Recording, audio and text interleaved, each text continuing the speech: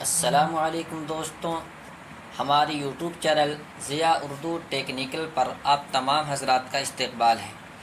آج میں پھر حاضر ہوا ہوں ایک نئے ٹیوٹوریل کے ساتھ۔ چلتے ہیں اگلے سبق کی طرف۔ ریبن بار کا اکثر حصہ سبق میں گزر چکا ہے، صرف الائنمنٹ کا جو انتہائی خاص ہے وہ حصہ باقی رہ گیا تھا۔ تو آج ہم ایک مختصر سی ویڈیو میں الائنمنٹ کو سیکھتے ہیں۔ تو الائنمنٹ میں عام طور سے 5 آپشن ہوتا ہے: رائٹ، لیفٹ، سینٹر، اس کے بعد جسٹیفائی، پھر فل جسٹیفائی کا۔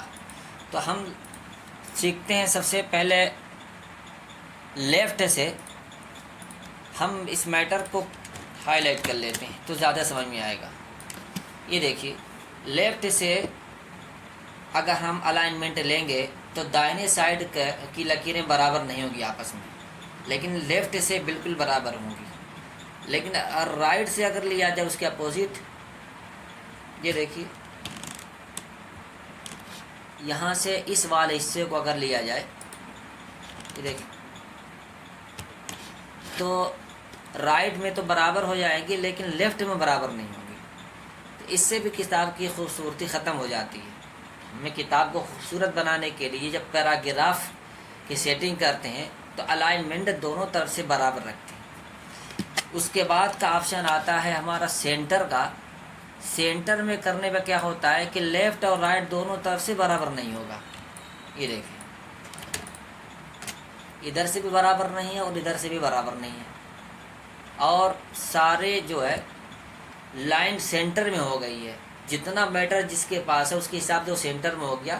آخری سطر میں دیکھیں میٹر کم ہے، اس وجہ سے اس کے اندر جگہیں زیادہ خالی نظر آ رہی ہیں۔ اس کے بعد کا اگلا آپشن جو آتا ہے وہ جسٹیفائی کا ہوتا ہے۔